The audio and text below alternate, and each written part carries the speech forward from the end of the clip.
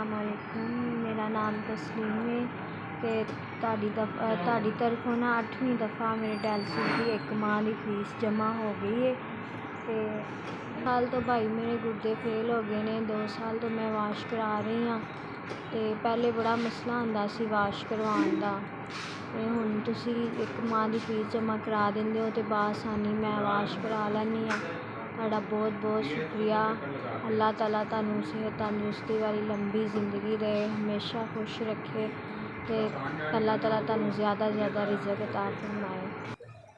तुहाडी तरफों मेरे डायलिसिस की फीस एक माह की जमा हो गई है। तुहाडी वजह तो मेरी ज़िंदगी बड़े सुकून नाल गुजर रही है। बआसानी मैं डायलिसिस करा लैनी हाँ।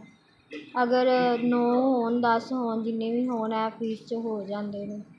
फीस जिहड़ा भी मेरा भैन भरा जमा करांदा है, अल्लाह ताला उन्दा भला करे, उनके बच्चों नू, उनकी बीवी नू, उनके माँ बाप सब नू सेहत तंदुरुस्ती वाली लंबी ज़िंदगी दे, खुश रखे।